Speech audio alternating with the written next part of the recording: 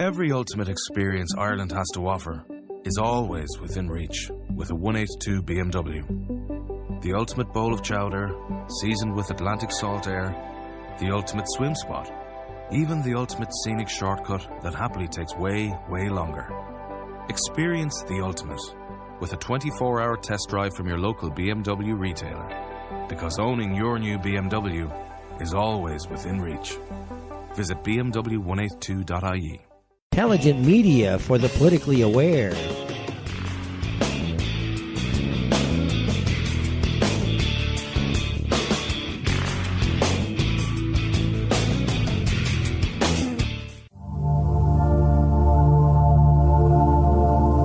Welcome to Sacred Matrix, a divine paradigm of love and universal consciousness, with your host, Janet Kira Lesson and Dr. Sasha Lesson.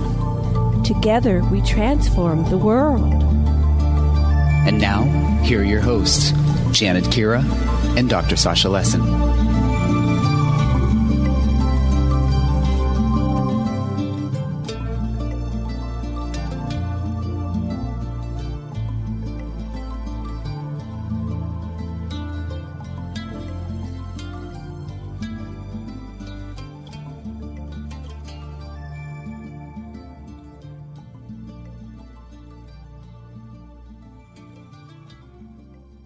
Experiences in the secret space programs. First is a precog in Peru. He is used as a psychic resource for drug couriers. Later, he is taken as a child slave and for the elite's desires in a way that's reminiscent of Pizzagate. He finds himself on Mars for a while, only to be reassigned as a slave worker on a Dark Fleet merchant's ship. And that's just the beginning. We're going to have him tell us his full story. Dr. Lesson, what would you like to say? All the years we've been talking to a number of people that have been in the secret space program, have directly experienced the slavery conditions and been on Mars. And all of this is coalescing. The different witnesses, although they were in different parts of Mars and so forth, when you start putting it all together, you see there's a preponderance of actual witnesses, and we're really excited to have you as a direct witness to all these things. Thank you. And thank you. Welcome, Tony. Hello, thanks for having me. I don't know what time it is for everybody, but good evening, everybody. Well, for me, it's only 2 o'clock in the afternoon because we're in Hawaii, and I think Thomas, you're what, on Central Zone? I'm in Eastern. You're Eastern. Well, yeah. So you're getting both sides, and then you're in the middle somewhere. Yeah. So, but we're very excited to have you here, and we're super interested in your story. And I didn't have a very long bio for you, but how about you start wherever it works for you, and tell us how you got into this. What happened? Sure. In a way that's logical for you. Yeah. Yeah. Well, go ahead. The thing I get asked about the most is how I remembered it all. I think, I like to tell people what happened to me. Sadly, I don't think is very uncommon. I think what's uncommon is that I remembered it.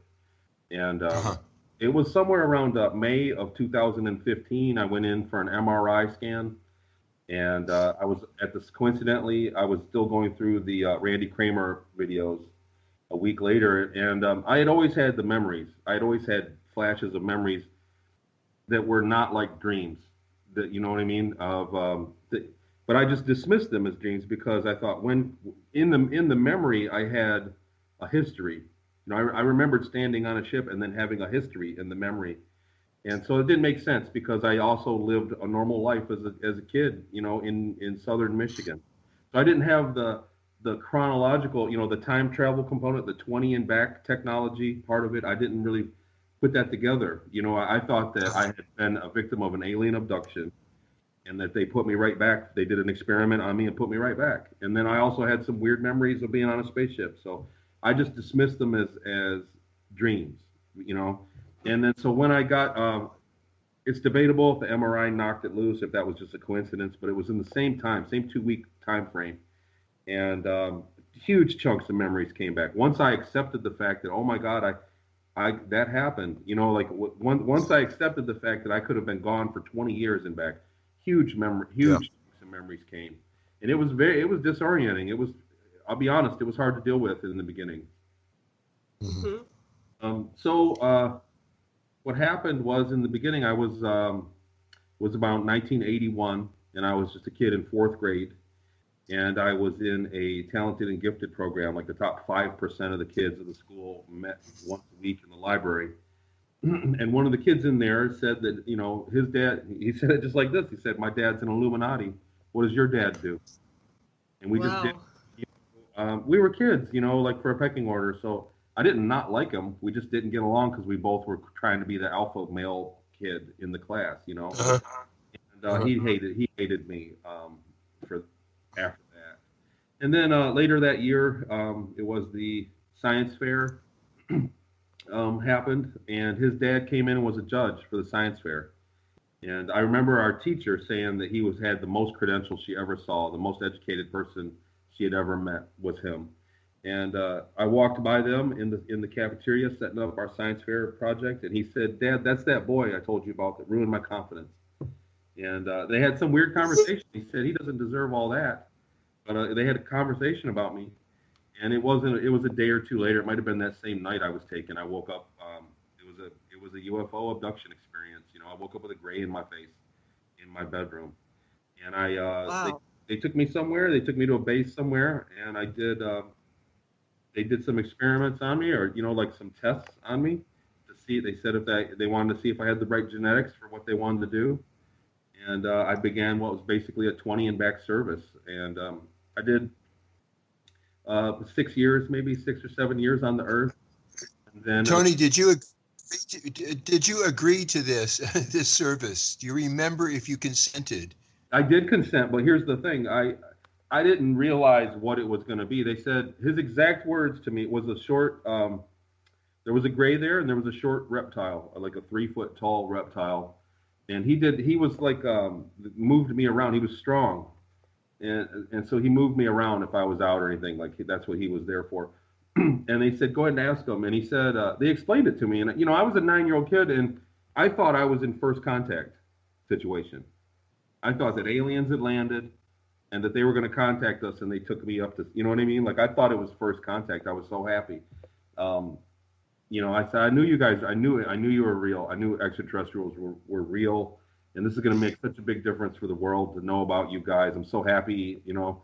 And I was kind of, naive to what was going on. So, but then he did ask me, he said, his exact words were, "We want to borrow your consciousness. And we want you to go and work for us for 20 years. And I said, "I can't be away from my parents that long. I got a family." And then he explained that you're going to go back in time, and you're going to go right back just a few minutes later. It's going to be like nothing happened, but you'll have 20 years of experience. And he said, it's really a great deal for you. We just want to borrow you. And so I said, sure. You know, like I said, I thought I was in a first contact experience. Yeah. Wow. I wanted to help. I wanted to be, Yeah.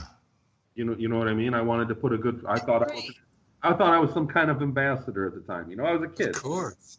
And so I did, and it was the experience that began after I consented was that it was just like the fire in the sky incident with Travis Walton.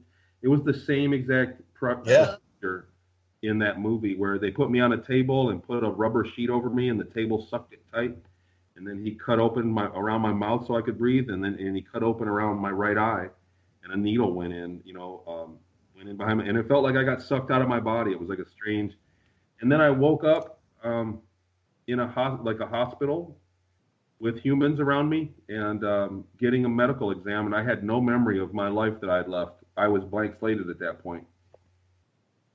And wow. Began the service, and I went through this was I found the place. It was near China Lake. It was the Inyokern Air Base that they had, I guess, rented like little portables, and it was a hospital kind of environment, and there was maybe a dozen other kids there about my age, same age, and we went through a classical MK Ultra traumatic mind control program, where we had helmets put on our head and shocks that shocked us from one side to the other through our head, and watched movies, really, really sick and demented movies that with heavy subliminal messages, and given drugs. And they incrementally tortured us over time. As the program went on, I lost track of how long it really was, the process, but it was a few months. And then from there, did some of the children die? I'm unaware if any of them died or not. What happened toward the end is that they did some experiments to us, and he would always call us in his office at the end of the day and ask us questions about, what did you think of the movie today, or what do he tested us at the end of the day each day. And he called me in and he said, "Congratulations, you qualified for the Theta program. And I didn't think any of you guys had it in you, but a few of you did." So we were split off at that point from the other kids. There was only maybe five or six of us that went into the Theta side of it. The other kids went into a different. They went somewhere else at that point. So I don't know. Did they call you by name, or some kids get called by a number? Did they call you by name or a number? It was a number, and my name changed through the whole experience many times. Every time I got taken somewhere else, they gave me a different name.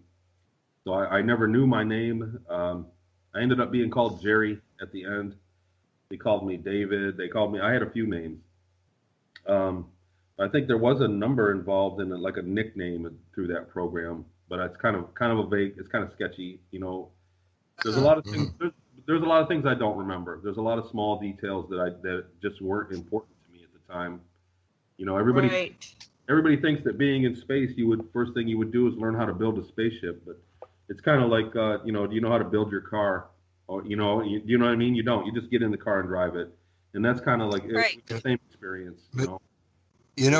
Tony, what I sense happening right now is, yes, you're telling the story, and as you've told it before, every time you tell it, you remember a little bit more. You lift the film off of it a little bit more. So telling it is really, I think, really great, because you're reaccessing it. It is. It's really good therapy to talk about it. It has been, because it was hard to deal with. And also, I've been fortunate enough to have some people that are artists reach out to me and work for me pro bono, because I don't have the money to throw at it. And working with an artist to draw a picture up and actually see things. Some of the pictures come out and they're not much to look at for the everyday viewer, but they mean a lot to me for times, for things I went through. And so that's also been a really good memory tool, as well as a therapy for dealing with it. Just having, or just myself sketching it out and actually physically looking at it, Yeah. Yeah. Wow. I do remember quite more. Not the big chunk. Like I said, it was the first 2 months. I had chunks and chunks of memories come. Once you remember one thing, it's like a keystone memory. Yeah. More to come. And so the first few months, I really remembered a lot. Mm-hmm.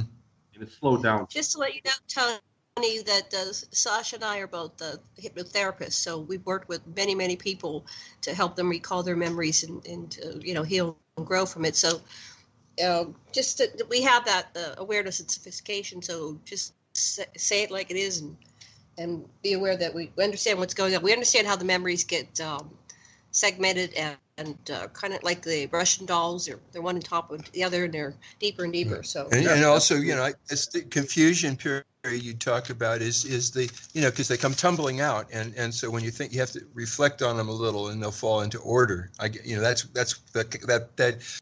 what you're calling confusion is a necessary part of the process too. Sure. Well, and at the same time, I have remembered a lot. So, it has been. And in the beginning, I just wanted some therapy.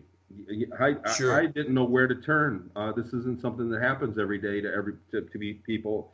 You know what I mean? I just was in the middle of my life being normal, and all of a sudden remembered all this stuff. I just wanted someone to talk to.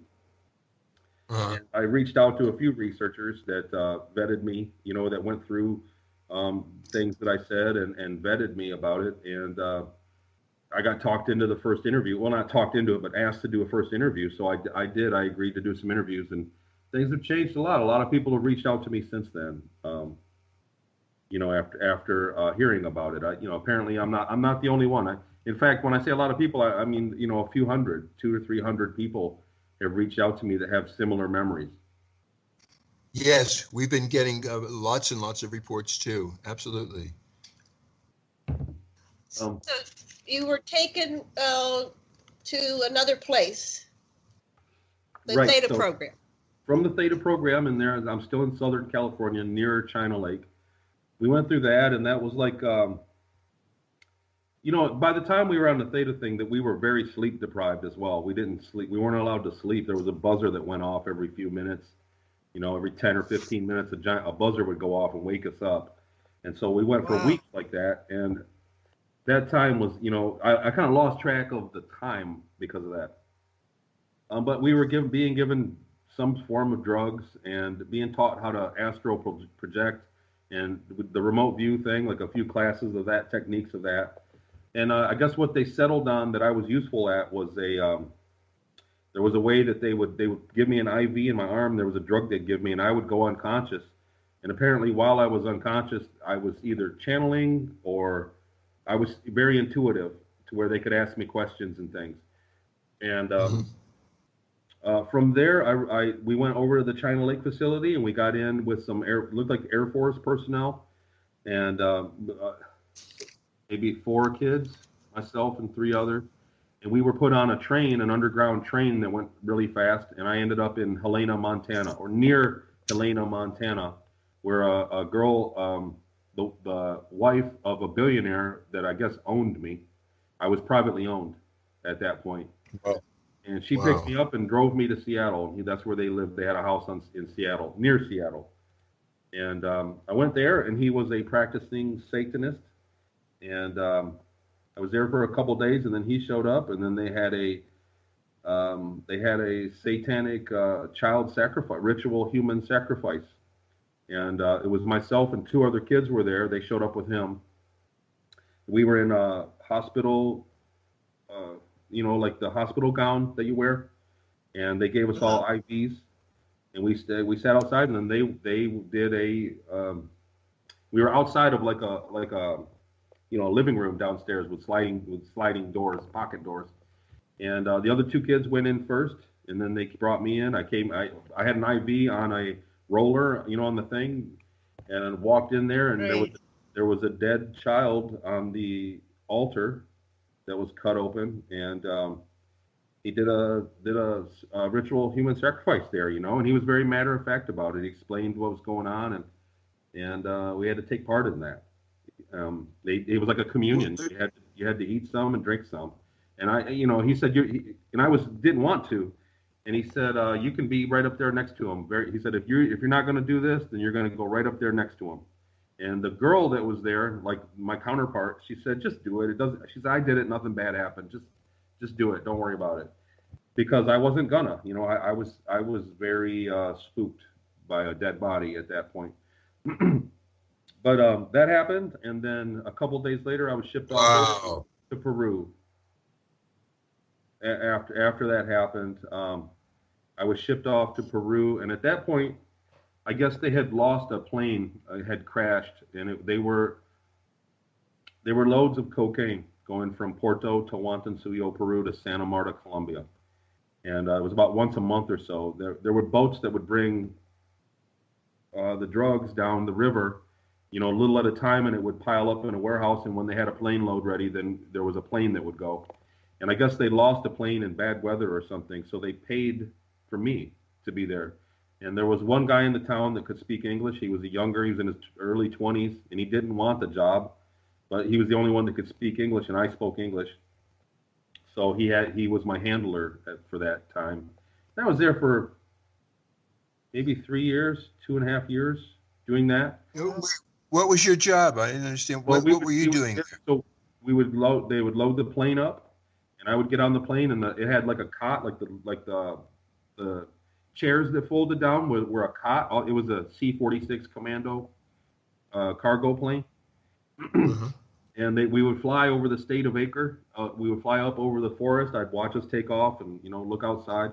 And then about maybe an hour, you know, half hour into the flight, he would give me the IV in my arm, and I would go under.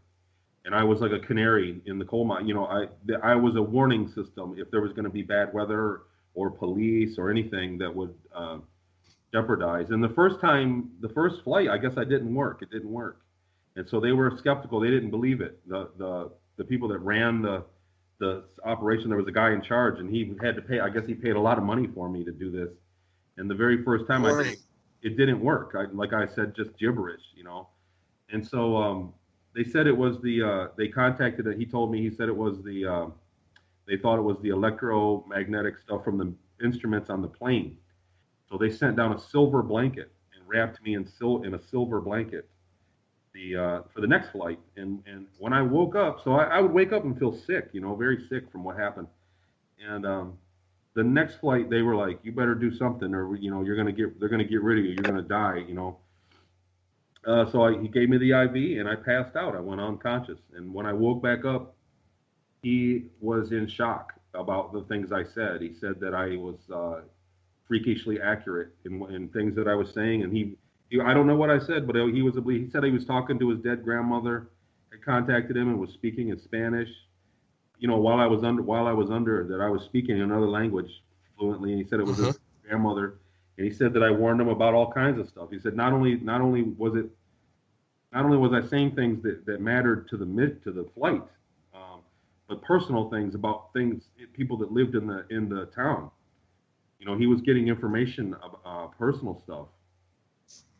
Wow. So he freaked out. And after that, after 2 or 3 missions like that, they started to have questions ready for me, and I became very valuable to them. And so, you know, like oracle. You're an oracle for them. I was an oracle, exactly. Yep. Do you know what kind of drugs they were giving you? No, I wasn't allowed to eat sugar, and for some reason that made it more dangerous for me to take it. And it was like close to death. And later on, toward the end, like right when I started to hit puberty, I lost the ability, and I started to get worse and worse. Every time, like I was sick, I'd be sick the next day when I woke up. You know, I would feel very sick. And toward the end, I would stay sick almost the whole month. You know, it got longer and longer. The longer I did it, every month I got a little bit more. I was still a little more sick when I came back to, you know. And so toward the end, I couldn't do it anymore. I basically lost the ability, and they shipped me back to Seattle to that same house.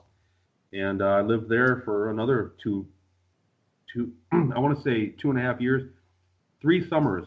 For 3 summers I lived there. And that was it was like, and by then they had other boys living there. They had 6 or 7 other boys. And they came and went. There would be new boys, and boys would go. And that was a standard pedogate thing. It's hard to talk about. But that's basically it. We were sex slaves for parties that they threw. Wow. And that lasted until I was probably 13 to 16, right in there. And what happened there was every day we got up and did calisthenics, and they gave us some pills. I don't know, vitamins or something. They gave us a cup of pills to take every morning, and they changed them. And I was allergic to one of them, to something that they gave us, and they wouldn't change it. So they said, you're going to the military. You know, I was basically sold to the military, or leased, or however that, you know, I was a piece of equipment, you know. Right. And wow. So which branch of the military were you sold to? Well, I went to the moon. So I went to the trapezoid base on the moon, and was trained for some of those programs. So from there, I went to Mars Colony Corp, and it was we were part of a program. They were trying to have, it was like a force multiplier experiment. They wanted I guess the soldiers were expensive, and they wanted to have a fighting force that would be quicker and cheaper to put more boots on the ground. So they wanted to see if they could use guys like me. We skipped the moon, Janet. What's that? We got to go back to the moon to follow your narrative. Sure. Before you jumped to Mars, you went to the moon. So what did you do on the moon? Let us see it through your eyes. What was that? Well, I flew, went to the moon, and we went to the trapezoid base, and it looks just very much like a government building on the inside. It was concrete with shiny waxed shiny floors, and It had windows and normal doors in it, and there were grays there. There were tall blonde military officers there that were in charge, and there were taller grays there.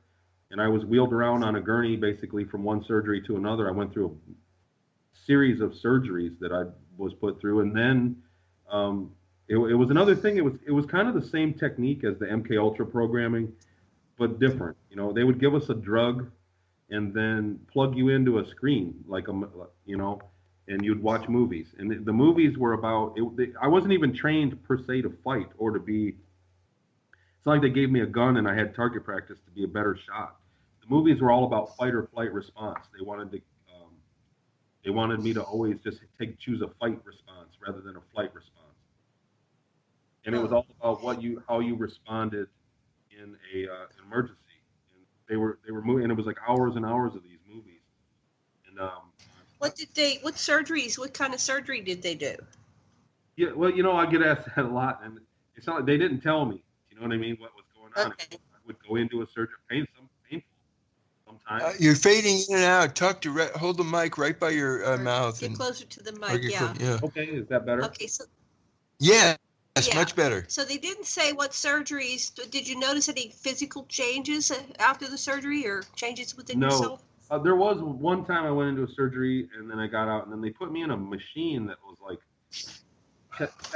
tested my arms, tested movement. It was a machine that moved my arms and legs. Uh-huh. And I guess it tested the range of movement and how strong I was. It was like a machine. And that was posed after a surgery, so I don't know if they did something to me at that point. Like I said, it was kind of a horrible experience. So I don't remember. Right. It was painful. Do you know how long you were there? A couple weeks at that point.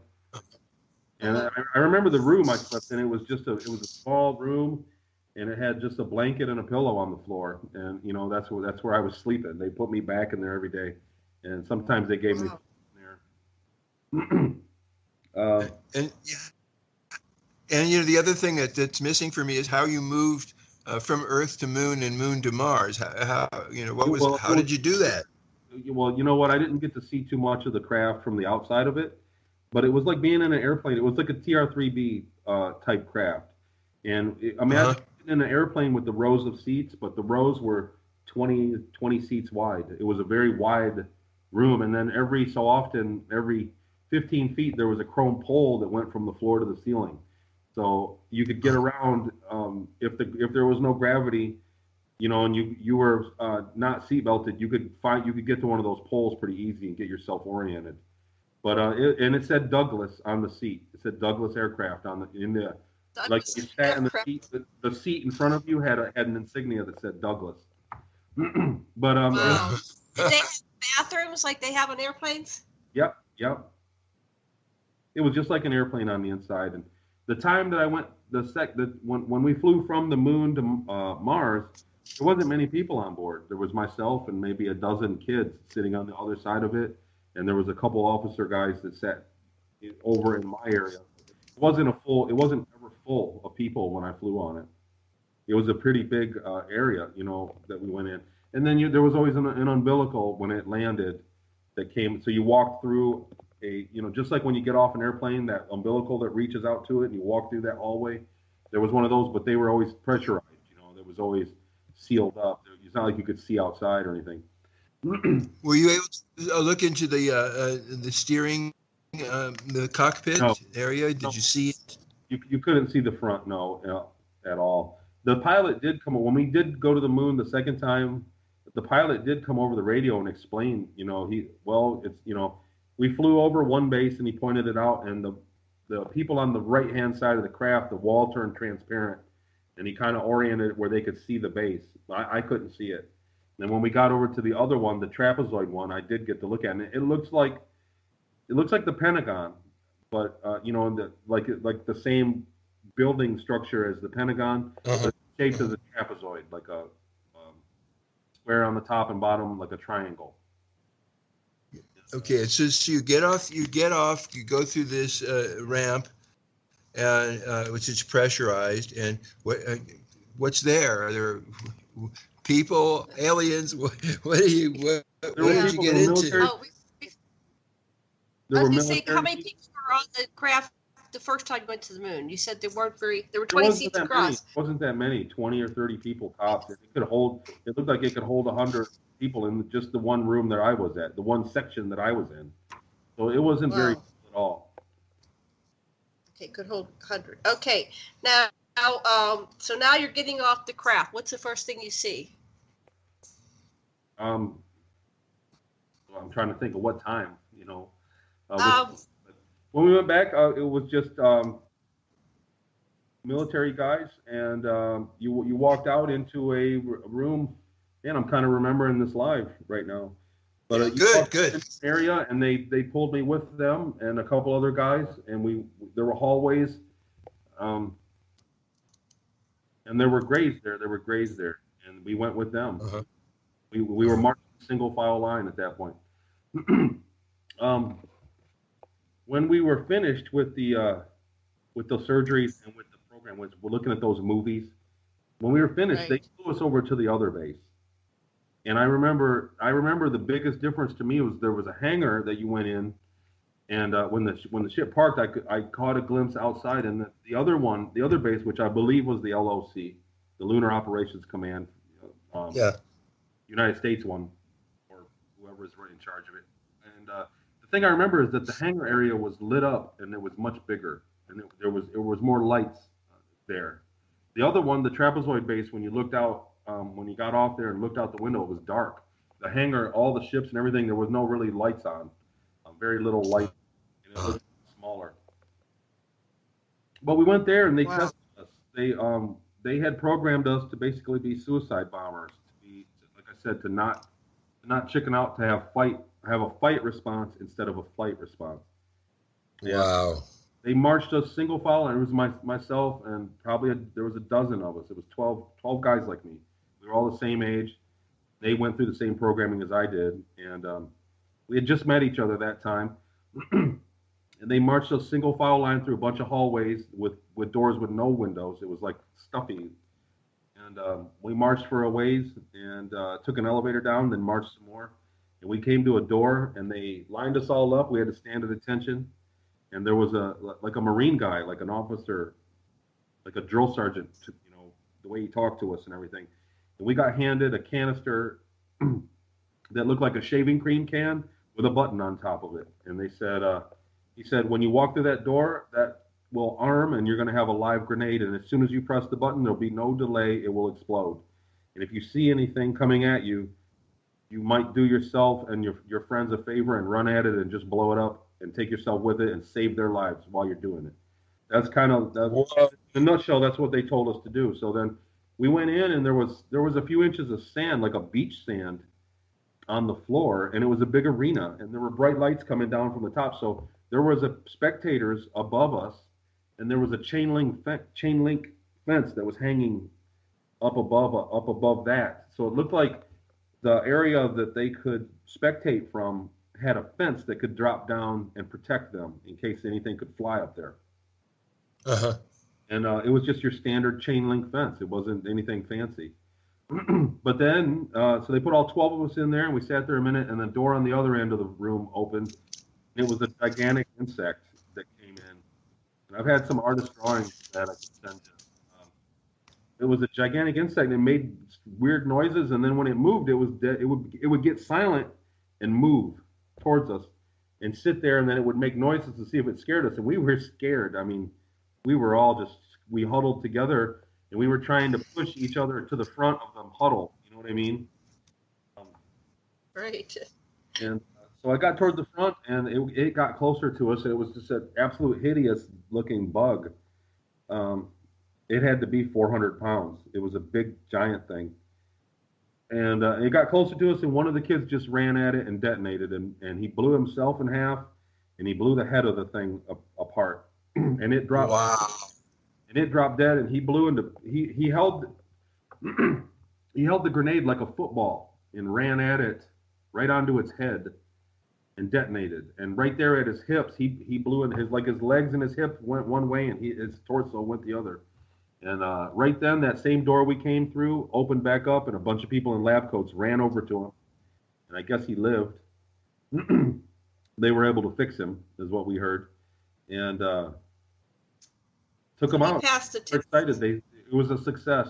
What they were trying to experiment with, they said was a success. So they were thrilled. And we went back in. We all got another round of medical examinations, and we went to sleep. And it was the next morning that we flew to Mars on the same craft. Wow. Wow, that's amazing. So was he?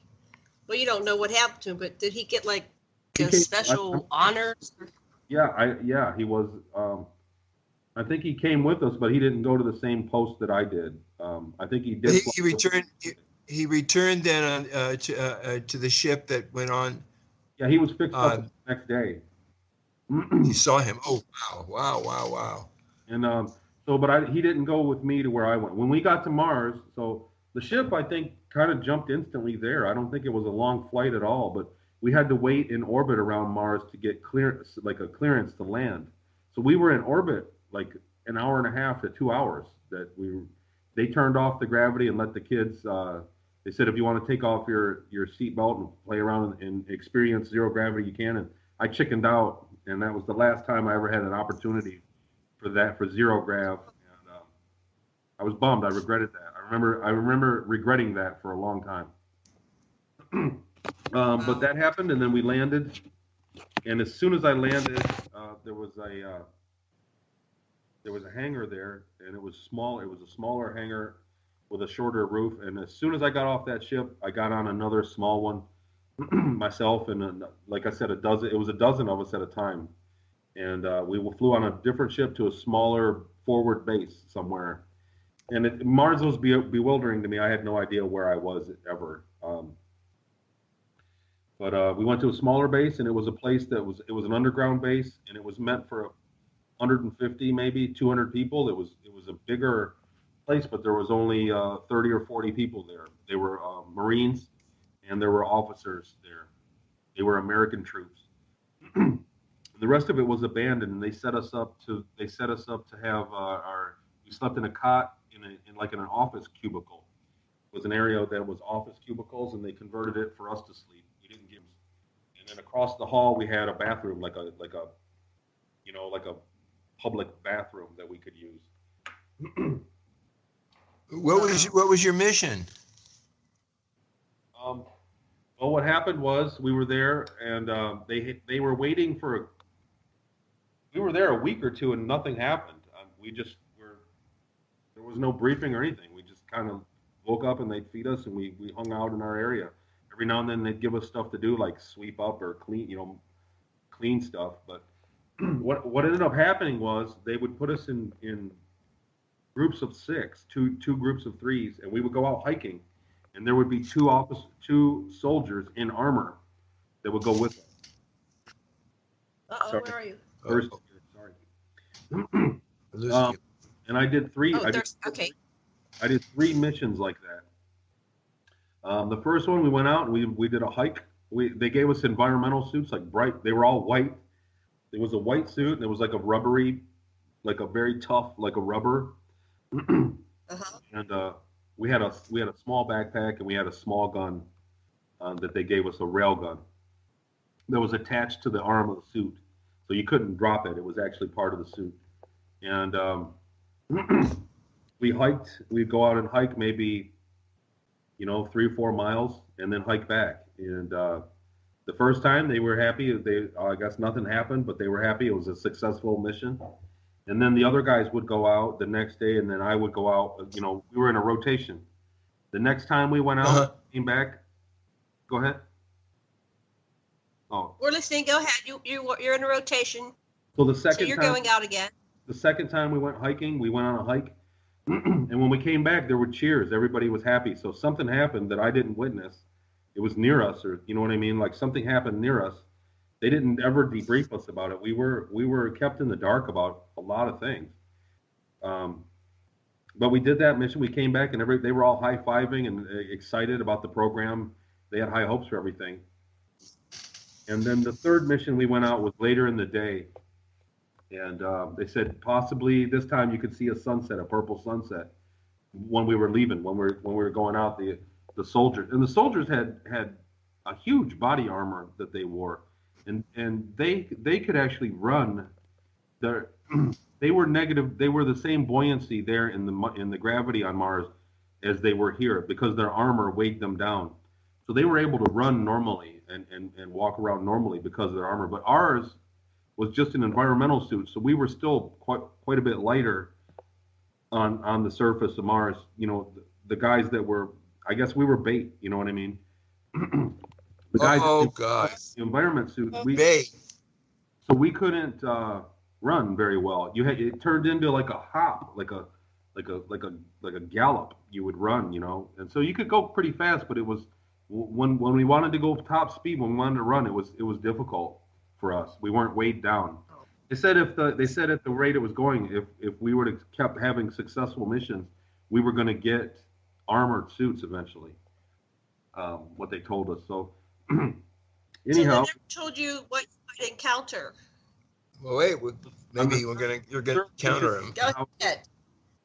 We got out and we started getting away from the soldiers. They were up on like a mountain ridge following us, and we were starting to get away from them. And we split up from each other. 3 of the guys wanted to go stay closer to the ridge, and myself and 2 others wanted to stay with the route that we were told. They gave us a map and a route to go, you know. So we said, well, no, we were ordered to go this way, so let's go this way. And 3 of the guys said, no, we're not getting out of range of them. So we split off. And bad weather blew in. It got really dark and cloudy, and we could hear the bugs behind us coming up behind us. We could hear them, and so we started running, and they caught up to us, and they were much faster than us. I mean, they were very, very fast. And there were 3 or 4 different types of bugs. There were smaller ones that looked like I don't want to say ladybug, but they were kind of like a ladybug, you know, like maybe 3 feet long. And then there were bigger ones that were like a spider they jumped really far, and they had like a vertical head that went straight up and down with pinchers. And then there was one as well. But I remember we were jumping from over dunes. It was dunes. We were jumping from the top of the dunes, you know, to the next ones to try to go fast. And I was in mid jump when one tackled me, and it bit my arm off. It bit my right arm off, and the gun and the arm were gone. And my gosh! Stood on me. You know, I landed on the dune, and it stood on me. And the other 2 guys were in front of me, and they were over a dune, and I could see the other little bugs and another spider one go over the dune, and I could hear them being killed. And I sat there a minute, and I just said, you know, it held me down, face down into the ground, onto the dirt, and I had my arm cut off, so I was kind of in shock, you know. And then it lifted me up, and a mantid walked up, and I've got a good artist representation of this one as well. And the bug pictures that I've had, I had a really good artist work with me, artofcon.com. He's a really, really talented artist, and I'll send these pictures to you. But I'd love to see it. Yeah. Thank I you. bounced these off. So I emailed when I got these pictures done, these artist representation of the bugs I experienced. I sent them to Randy Kramer, and he concurred. He said, "Yep, he said, thanks a lot for giving me. Thanks for the nightmares." Is what he wrote me back. But he said that he concurred and he confirmed that is pretty much how the bugs looked. You got one of the mantoid too? Yeah, you're saying so the bug had you face down and then lifted you up. It lifted me up, and then a mantid walked toward me. And when it got up on me, it had antennas. And when it got close to me, both antennas pointed towards me, you know. And I just went into I was sitting there begging, please don't kill me. I was saying, please don't kill me. Please don't kill me. I don't want to die. Please. You know, I was begging for my life. And I went into a dream. It was like I went into it. It was like I was still conscious, but I wasn't looking out my eyes anymore. I was in a dream state. And it was looking through my life. It was taking me to places. Like I went back to China Lake and stood in that we were in that room in China Lake, and it was empty. There was nothing there. And he was describing what he was seeing to someone else. Wow. I went to the moon, and then it looked there. Then I went to the house on Seattle, it looked there. And he communicated with me. He said, look, I don't want to kill you, but we want to find out what's going on. And he's like, if I'm ordered to, he was very respectful when he communicated to me. He said, I don't want to kill you, but if I'm ordered to, I'm going to have to. He's like, just so you know, it's not up to me, but I'll put in a good word. Let's see if we can't get you, let's see if we can't make it to where we can just let you go. He was kind of reassuring. He was very respectful. I remember that. Wow. A lot of respectful. I wasn't spoken to respectfully during that time. You know what I mean? So how did you know it was a he, and was this telepathic? It was completely, I was completely in a dream state. So it was beyond telepathic. You know what I mean? Like I was completely, I was along for the ride. So he looked at all the places I'd been through, and he looked at the base. We stood there, and it was like, again, it was empty in my dream, and it was me and him standing there, and he was describing it to somebody else, to something else. And then he took me to the house, my original house that I grew up in, where I was taken from, that I had no memories of. It was the living room of where I grew up, the house, you know, where I lived as a kid. He said, "This is who you really are." And then I woke up. Wow. I woke up, and I was again felt the pain of my arm being gone, and I was like, "So am I? Please don't kill me." I think I kept on with that. Please don't kill me. And it let me go.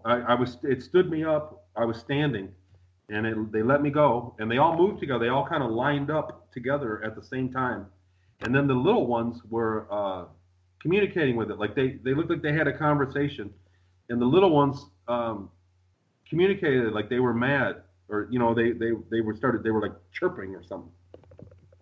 And he looked at me, and he looked down at it, and one of the little ones came and it bit my foot off.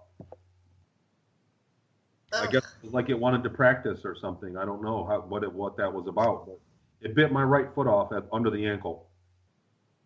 And they left, and then they just tore out of there. And so I fell down on the ground, and we were each given, I guess the Marine armor has auto tourniquet technology. So that if one of the Marines gets an arm severed, there's a tourniquet inside the suit that automatically clamps down. You know what I mean? And so, but we weren't. Yes, you don't. What's that? Oh, so you won't bleed out. I understand. Right. So we didn't have those. We had an auto tourniquet that was. We each had one, and it looked like it was a little white box with a line with a cord around one side of it, and you'd pull the cord out and put it over you and hit the button, and it would tourniquet, you know, automatically. So I put that on my arm, and then I crawled over the dune to what was left of the other guys, and I got one tourniquet. And I put that around my leg, and I started trying to crawl back in the direction I came. And the two soldiers caught up with me and carried me, but one of them carried me all the way back to the base. Wow. And I kept trying to lose consciousness. I remember he was telling me, don't go. They gave me some injections. There was some kind of drug they gave, and they wore off after not long, only a couple, 5 minutes or something. They wore off, but you felt no pain for a minute, and my heart rate increased, you know what I mean? Like you felt it was a stim of some kind. But they gave me a couple of those, and they were taking them. They were out. They were worried that they were out of them, and so when we finally they were slapping me to keep me awake. He was slapping me and hitting me in the face, and he said, "You're going to see a purple sunset." And the weather was crappy, but I did get a glimpse at a purple sunset. I did. And we promised you the purple sunset. Yeah, it was. I'd rather. Yeah, I would rather not. You know. But as soon as I saw the door, the base had a door. It was in a hill, and there was a door that went into the hill. And as soon as I saw the door, he let me go to sleep, and I passed out. And I woke up the next morning, and I had my arm and my foot back, good as new. I woke up in the morning, and they debriefed me. I sat in a hospital bed. There were a couple of guys. They asked me questions. They didn't ask me too much. It really wasn't very thorough. Was the arm and the foot just identical, or how identical was it to the one you had just before? They were exactly the same. They were like brand new. It was like it never happened. Wow. Did you have any scars on your original arm or foot, and they were missing from the new one? No, I didn't. I remember looking at that, and I didn't. It was just like, it was as if it never happened. I didn't have any scars. Oh, wow. So they. Okay, so after was that considered a successful mission? Were they cheered or were they? Oh, yeah. They canceled it after that. They canceled the whole program. My mission was canceled. So we sat there for probably another 6 weeks at that base and did nothing. It was totally, we did nothing. It was boring. And we got hazed. The soldiers hazed us. And then they, we were waiting for reassignment. And they took us to one of the bigger cities on Mars. We flew in a transport, and I think it was Ares Prime. When we got in from the hangar, there was it was like a geodesic dome, and it was underground. But it was glass. You could see the dirt on the other side of it. And there were palm trees. There was a water feature. It looked like a resort, like an atrium for a 4-star resort, like a hotel. And then at the very top of the dome, you could see sunlight coming in, like the dirt was blowing around. So the whole dome was underground, and the very top few feet of it were sticking out of the ground. So you could see the dirt, but there was sunlight coming in through there. And then we went down. There was an officer there, and he handed us off to another officer. And we went in and started another. It was another round of the same thing. It was school. We took aptitude tests. There were tall grays that ran it. Every morning they woke us up. There was a human that woke me up in the morning and escorted me from my room to where the school was. And it was grays. They were tall grays that ran it. And you sat down, and there was like a rest to set your chin. And you watched. They gave us, like there was a drug I think he gave us. And you watched movies, and you took a test at the end of it and answered them. And it took aptitude tests, and I made it for skilled labor, and I was trained to repair like pneumatic stuff on ships. I was trained to do ship repair at that point. Basically, what to do if there was a fire, or just how to operate certain tools. And I went through that training for a couple months. I think it was a month or two. And then I was shipped off to the Ceres colony from there. To where? The Ceres colony. The Ceres colony. Okay. And what happened was just one day we were done with the training, and they said the same guy came and got me. He took me somewhere different, and it was a train station inside the city, on Mars. And it was a train. So we loaded us up on the train. And it was packed. It was crowded. And, when it turned on, you could feel it lift up off the deck. It didn't really roll, and it took off into a tunnel. And then there was a poof. There was a disorienting, like a poof, like a flash of light, and it was disorienting. I remember that. But then it started slowing down almost immediately after. So the whole ride wasn't but a 5 minutes, top 2 minutes. It was a quick thing, and then it started slowing down. And when the doors opened, I was on Ceres. I was on the planet Ceres, the planetoid. Wow. And, completely different. The dirt was gray instead of red. Everything was red dirt on Mars. It was gray, and it was constructed different. All the construction was different. It was older. Like you could tell, like there were things that were built there that were starting to rust. You could tell it was a much older building that you were in. And I got off, and they were Germans. It was a German breakaway colony. Wow. There was a German officer that got there that lined us all up, and I was when we got off the train, we walked a very short distance, and it was a giant, like a hangar, and there were hundreds of troops. There were soldiers there, and there was a guy on a podium talking in German to him. And he lined us up. He said, "You guys line up here." And they handed us a pamphlet with German writing on it. And they said, "You're going to take this pledge when they call on you. And if you don't want to, you can go over there and you can be shot. Is anybody going to be shot?" We all just sat there and did it. We did it. And then they took us. We got a medical exam. And then I went back to where I was going to live for the next 12 years. It was like a prison. Wow. You think about the inside of a prison, like one of the older ones, like Alcatraz. It was like that, but there There was no doors or no bars on the door. They were just open room, like a 5x8 room, a cell with no door. So, I mean, you could come and go out of your room all you wanted, but you had to check in and out. There was a locked door to get in and out. And there were people there. There were security there that you had to check out with, But it was basically just like a prison, and it was all guys. There were thousands of guys in there. Was there ever any fun or friendship or? Oh, yeah, plenty. Yeah. Connection? The guys Tell us about that. on the ship, my work day began. It was like Groundhog Day to me. What happened was, from there I took a train into a hangar area, and then I took an umbilical out to a ship, and I was only on the bottom section of it. Like we were on the bottom deck of a ship. It was like a submarine. It looked just like the inside of a submarine. And bigger room in the center of it with, and it was just 3 other guys like me. That we were slaves. We had slave collars on. I had a shock collar, and they could shock us from the bridge, of the ship. But we didn't do what we were told, or they wanted us to hurry up, and we didn't. They would shock us. And there was a screen, and it literally told you step by step what to do. Today you're going to do this, and if there was nothing broken, then we did maintenance. We oiled things and cleaned things, and it would tell you exactly your list of things to do for the day. It was always different.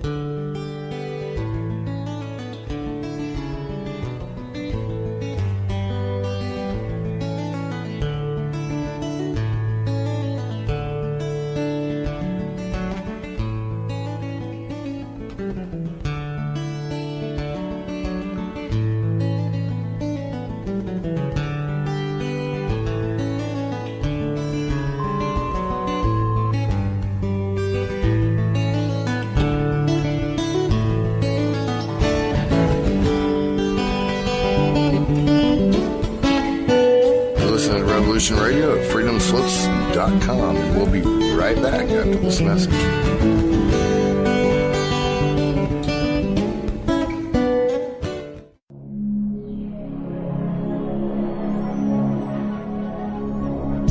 Ladies and gentlemen, can I please have your attention? I've just been handed an urgent news story, and I need all of you to stop what you're doing and listen. Hey folks, Captain Nighthawk here. Do you have a favorite host? Well, imagine if you will having all the broadcast shows from 2013 to listen to anytime you want. Awesome deal, huh? Anyway, so stop by freedomslips.com and order the entire 2013 library of your favorite host for just $30. Not only do you help with the station funding to keep us on the air, you also help the host because they get half of the net on every order. Also, we have Revolution Radio's all-time favorite shows all on one disc. The details are really broad, so you'll have to visit the website and go look at the details yourself. It's, again, www.freedomslips.com/season2013.htm and get your favorites. First come, first serve, 7 to 21 days for delivery. Thank you. This is Revolution Radio, freedomslips.com, where information never sleeps, including me. Later. We've got to stop them! They're going to kill us all! Hello, my name is Mr. Rowe. I am the host of Reality Extraction on Revolution Radio at freedomslips.com. I utilize logic, intellect, and magic to methodically atomize, vivisect, analyze, examine, study, scrutinize, and extract an essence of reality from a fog of illusion and confusion. You can find me on Studio B every Thursday at 1700 hours Pacific Time. That's 8 p.m. Eastern. No topic taboo, no subject too strange. I strive to take a neutral standpoint during the dissection of the topic at hand. That's Reality Extraction with Mr. Rowe on Revolution Radio.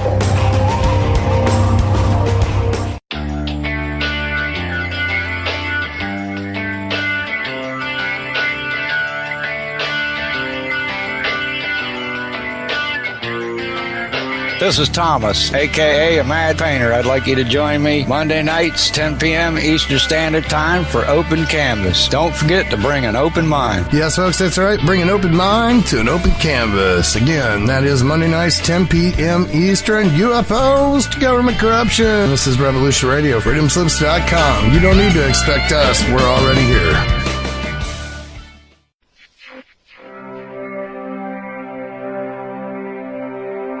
Most guys freeze. That's your cerebral cortex looking for an answer it doesn't have. See?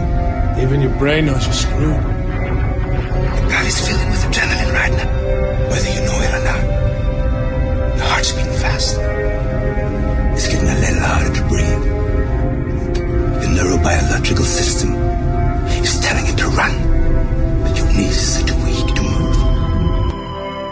Fear is not real. The only place that fear can exist is in our thoughts of the future. It is a product of our imagination, causing us to fear things that do not at present and may not ever exist. That is near insanity. Do not misunderstand me. Danger is very real, but fear is a choice. We are all telling ourselves a story. You're listening to Revolution Radio at freedomslips.com. 100% listener-supported radio. Reporting the danger. Unafraid. Right here, where information never sleeps. Revolution Radio.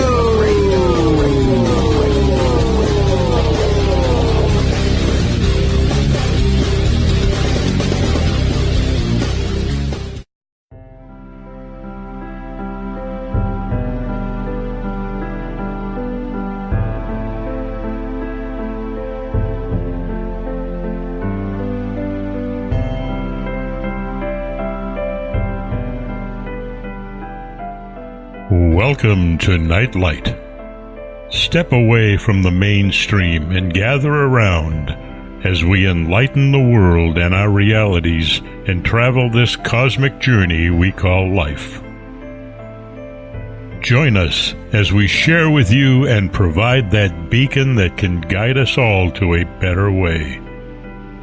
Explore with us as we examine a metaphysical montage of spiritual insights, covering everything from the mundane to the magical, UFOs to unicorns, and everything in between. This is a time of awakening, of sharing and evolving, of spreading our wings and soaring on the cosmic breath of creation.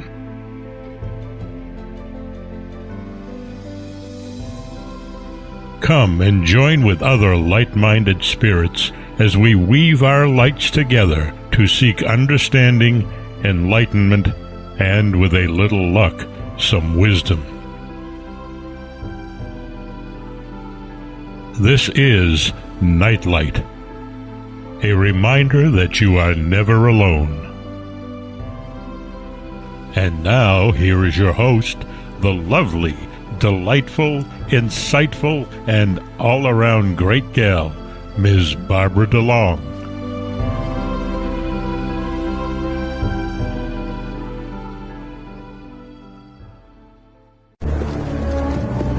And I see a whole army of my countrymen here in defiance of tyranny.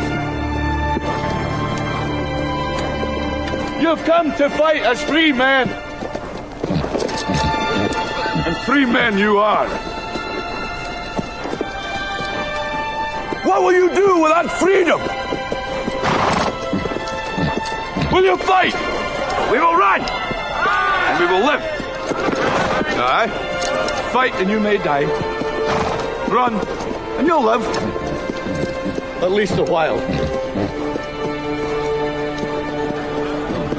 And dying in your beds many years from now, would you be willing to trade all the days from this day to that for one chance, just one chance, to come back here and tell our enemies that they may take our lives, but they'll never take our freedom?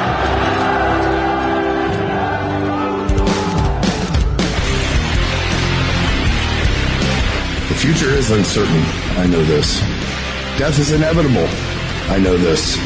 But one thing is certain. As free men, it is our right to live unencumbered and in peace. And those times are quickly drawing to an end. And in these times, peace is certainly an illusion. And as the chains grow tighter, our ability to slip those chains increase incrementally with every passing moment. Inaction is no longer an option. It's time to raise our voices like a cacophony of thunder and lightning and tell the masters no more. And this is Nighthawk, and I say, for myself, no more. Revolution Radio, freedomslips.com, because the freedom is slipping away.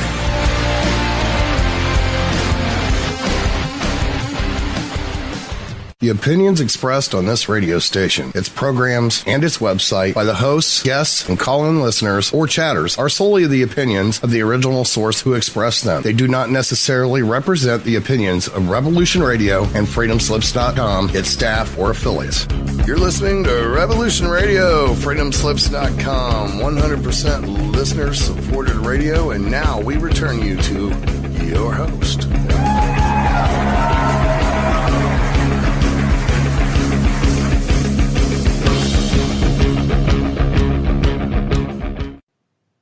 Aloha and welcome back to the Sacred Matrix on Revolution Radio at freedomslips.com. And you're here with Janet Kira Lesson and Dr.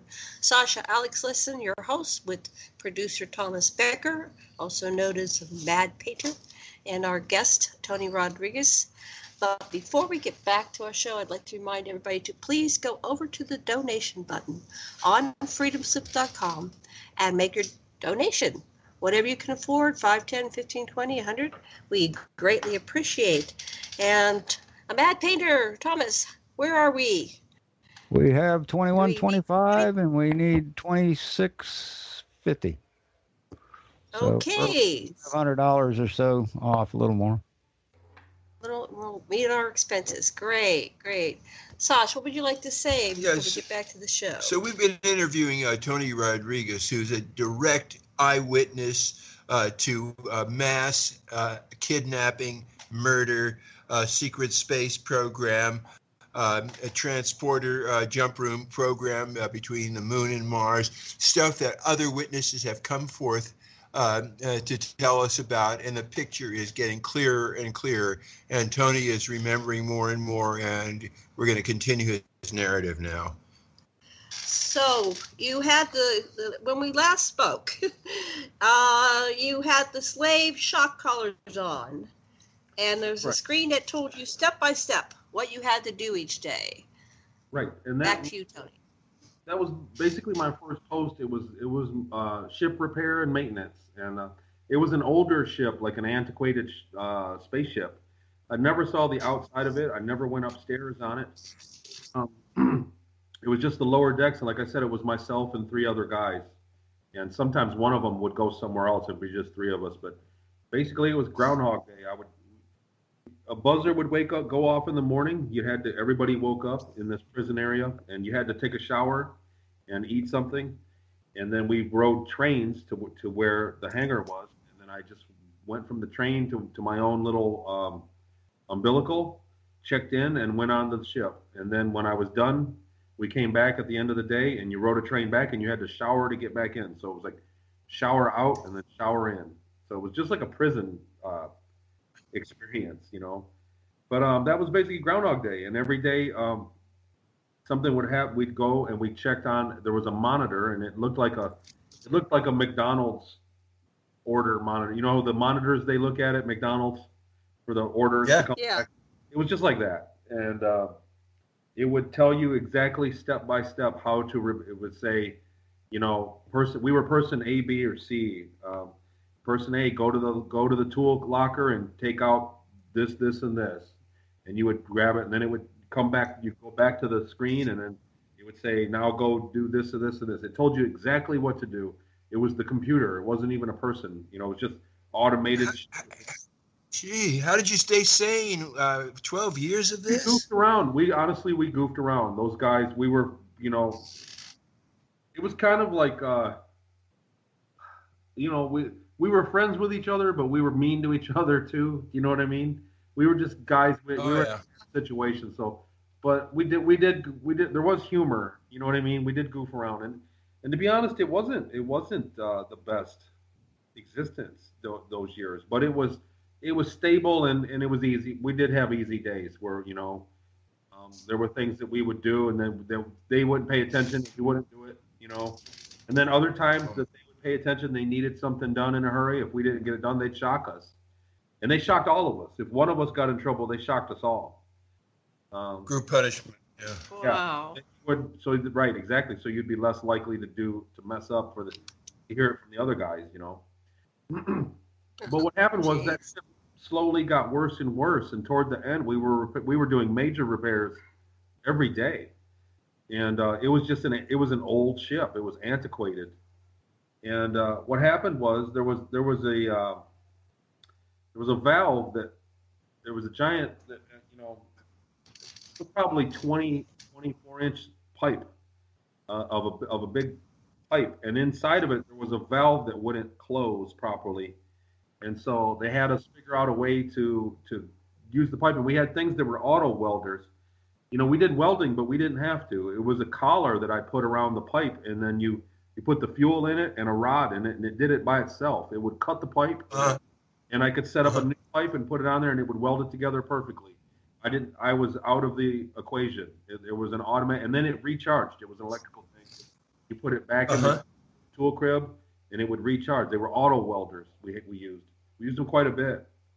And one of us figured out to attach, I think, 3 of the bigger auto welders together, and he figured out a way to cut that pipe open.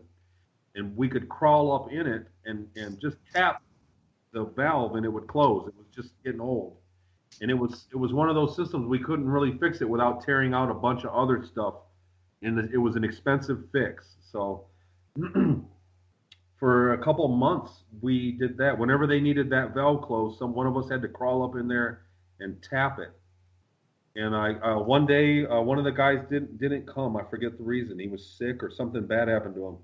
And so we were shorthanded, and a lot of things were breaking down, and they were radioing down to us to close that valve as soon as possible over the loudspeaker. And you know, I radioed up. I'm by myself, but you'd need someone to pull you out of it. And the valve didn't close all the way. It was radioactive water, like steam that was going through. It was radioactive. And so I eventually, you know, I radioed back and said, I can't do it. I need send somebody else here to help me out before, you know what I mean? If I crawl up there, I'll get stuck up there and probably burn up. And so they radioed down again, close the valve. They were panicking. And so I eventually thought, they called it anti-telephoning, where if a mission went really bad, they could go back in time and not do the mission. If that makes sense. Wow. So they had a technique for that. So if we did missions that were dangerous, if they failed, they had a technique of anti-telephoning, calling back in time saying, don't do the mission, it failed. And it would scrub. And there were plenty of times we showed up in the morning and the mission scrubbed, and we turned around and went right back. And I just sat in my room all day for that reason. So we called it. So I thought, this mission is going to get anti-telephoned. So I'm just going to crawl up there anyway. It's not going to matter. It'll never happen, you know. And so I crawled up in there, and I got the valve closed, and steam came through, and I was badly burnt. I was injured. Got stuck up in there, and it just cooked me. It was like hot steam came through. And I'm stuck in this pipe. So eventually we got back, and it wasn't much time, maybe 20 minutes I was stuck up there, but I was burnt pretty bad. And they pulled me out, and I remember the command guys were all down there. And there were German officers that were standing around me. And I was like disfigured, burnt. My face was burnt bad. My hand was burnt. I had my hand over my head when I crawled into it, you know, so that was stuck up there. And they said if I wasn't a slave, that if I was one of their soldiers, that I would have earned a medal for what I had done. Wow. So that ship was, after that mission, it was decommissioned.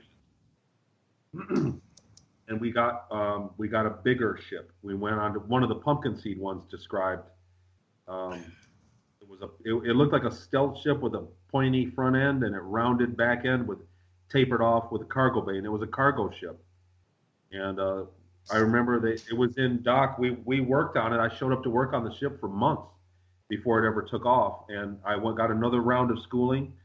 I had been taken, they fixed me of all the burns and everything that I went through. I went through a medical procedure and was good as new, pretty quick.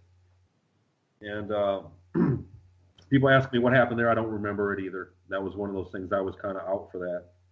But it was fixed at that point. I don't know. So at some point they valued you, even though you were a slave. Right. Well, this was my last couple years. It was probably my last 2 years, and I was promoted. I went from being ship repair on that old ship to being a cargo engineer, and I was in charge. I had like 7 guys under me, 7 or 8 guys, and I had 2 cargo bays that I was in charge of. I was the cargo engineer. And it was a much better job. It was a much better job, and I actually got they after a few missions where they were successful and made money, they had like a profit sharing.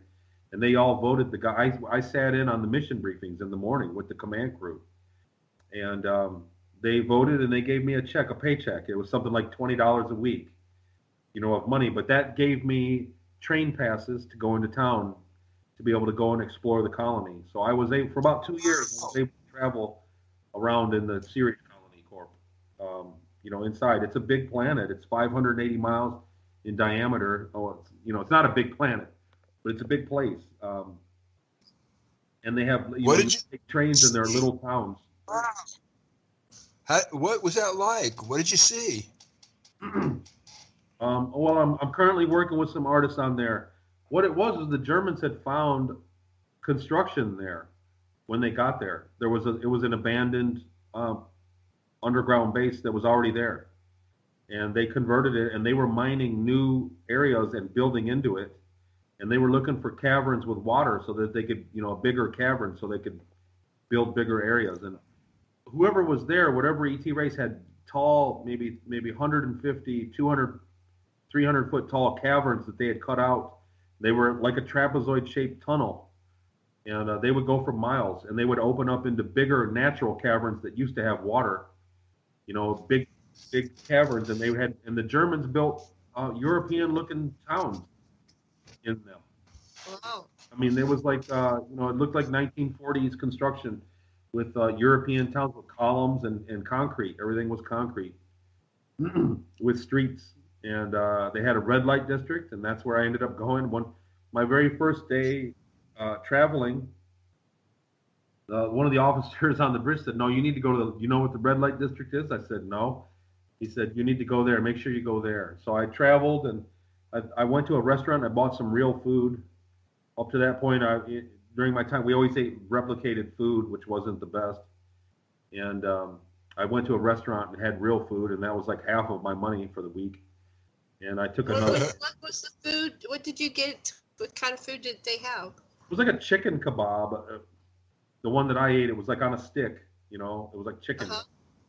But I didn't know what I was doing. That was my first time in those 20 years of that person, that was my first time ever really going to a restaurant, by myself. So that was the first time that I did anything by myself, really, in that whole time, where I had a day of freedom. I got lost, and I ended up in the red light district, and that's a whole. So they have. Did you find some comfort there? I did. Well, I did. I did end up with a girlfriend that was there. There was a place. They were slaves as well. And what happened was I got beat up. And I got mugged, literally. And I was sitting there, and I thought I didn't have enough money to get back. And they said, "Look, you can go out as long as you want, as long as you report to your post in the morning." That was my condition. They said, if you can do anything you want as long as you report to your post and do your job. If you start to not do that, then you'll be killed.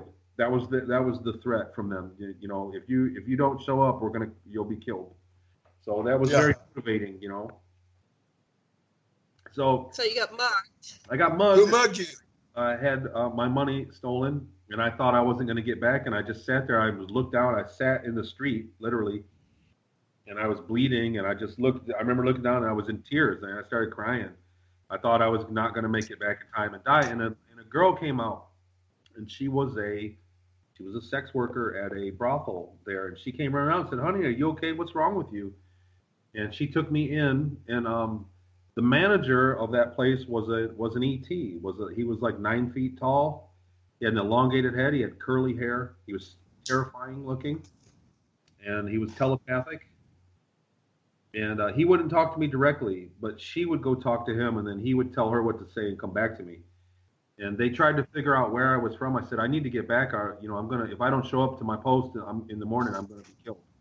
So I need to get back. And they couldn't figure out where I went, where I belonged. And I said, I go to the hangar. And this is another thing. This was news to me at this time. I said, I just, can you tell me how to get back to the hangar, and I can take a train from there? And they said, well, there's more than one hangar. And I didn't know that.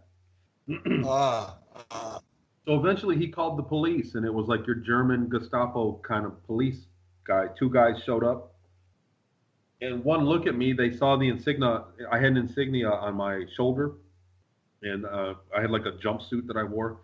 And when they saw that, they said, "Oh, he goes back here." They knew exactly where I went, and they stayed and had a drink and talked to the girls for a few minutes, and then left. And then the owner, it was like $2, $3. He loaned me money to get a train pass. And I said, I promise I'll come back and pay it. And she said, he says, there's no way in hell you're going to come back and pay this. He thought I was just going to take it and stiff him. And so I made it back that day. And when I got paid the next week, I went back there and paid him his money back. The same girl was there and at the same time. And what happened was, I guess during that week, there was a table that he couldn't see. He stayed in the same corner of the club area because it was a lower gravity setting, and he was from a lower gravity place. So he stayed in his corner behind. There was a little, he had like a desk that he stayed in, and there was less gravity there. So he stayed there, but he could see everywhere in the club except for the far right-hand corner of the table. And I guess one of the girls had been assaulted during that week. So he said that I could go there, I could stay there in the club without paying as long as I wanted until it filled up. And I, like as a placeholder, so that nobody else would sit in that seat because he knew I was harmless. So I would go there on my days off. I could afford it a couple times a week, and I would go there and just sit there and have drink water. The girls were slaves too, so that we kind of had, stuff in common. And there were times when I would get there early in the morning sometimes. We did our missions on our ship. We would leave at 8 in the morning and get back at 8:05 in the morning, and we'd be gone 12 hours. The ship came back in time to the same time it left, so I had time to kill. Sometimes there were times when we came back later in the afternoon. It just depended on what we did, where we were. But so I was there in the morning when there was nobody there, and there was always 3 girls working. So they would sit around and talk. We would talk, and I became good friends with them, and I became involved. I fell in love with one of the girls there. We had a relationship for over a year, and that was my girlfriend. And that was the first time in that 20 years that I experienced anything like that either. You know what I mean? Wow. So what happened to her? Did you lose? I guess once that ended, that was gone. Yeah. What happened next? Well, what happened was, so I always wanted to hear about stuff that they did when I got to. We talked. It's not like her and I were romantic. We could go and get a room. I didn't have any money, neither did she. But we loved each other, and they wanted to hear about places I went. Whenever I went back to the Earth, they wanted to hear about it. They were cooped up inside there for years, and they wanted to see sky. Everybody, all the girls there, they wanted to see some sky. And we would go to Earth. We went to Diego Garcia, and we went to places in the Catarina Mountains to make cargo runs there. Sometimes we went into the Antarctic, but it was rare. But times, in the Diego Garcia, it was always tropical, it was beautiful. We'd go there at night. And so I'd always go back and explain, tell them about it. They were always jealous, whatever. And did you disembark when you went to Diego? Sometimes we stood on the little tarmac. There was like a big parking lot looking tarmac there, and we always were there late at night. It was always in the middle of the night because only a handful of people had security clearance for us. But we were there whenever we needed military equipment or anything. We would drop things off, and we would pick up military equipment. Sometimes we picked up uniforms and boots, a whole cargo shipment of boots. We took all kinds of stuff there. Wow. There was times when we were waiting on a ship to bring things, and we would go over to Turtle Cove or Turtle Bay, something like that, and they'd let us go swimming. Out of the rear cargo bay, they would hang cargo nets down and let us climb into the water and go swimming. So because we had a couple hours, so they let us do that. We did that on another planet once, which was scary. I went swimming, it was an ocean, and we did it there at Diego Garcia. And I remember I didn't go down because I joked with everybody. They said, "Come on." They said, "Jerry." My name was Jerry at the time. They said, "Jerry, come on, go swimming." And I said, "You guys are crazy. Those turtles are gonna bite you." It was a joke. It was pretty. That was a bigger ship with more people, with more of a better structure on it, and it was a much better existence. Those 2 years on that ship were, I don't want to say good. Believe me, there were plenty of times I cried myself to sleep, but we did have good times. We did. There was some camaraderie between us, and we made fun of our work. We were guys working in cargo. We were moving cargo boxes around in different cargo bays and then getting them ready to load and unload. And we made fun of it. We had fun of it, What was your girlfriend's name? What's that? Who was your girlfriend? What was her name? They changed their names. It was like Trixie, and then a month later it'd be Starfire. They changed their names. They remodeled that place often. In the year and a half that I was going there, it got remodeled a couple times, completely remodeled. So that was affordable to them, for them to do that. But they changed the whole layout of the place. I remember going there and it was closed for remodeling for a couple weeks, and you go back and it was a completely different on the inside. That was like Austin. It was like what? Well, anyhow, what happened was that I eventually disobeyed an order and got demoted, and I lost my paycheck, and I lost the ability to travel around town.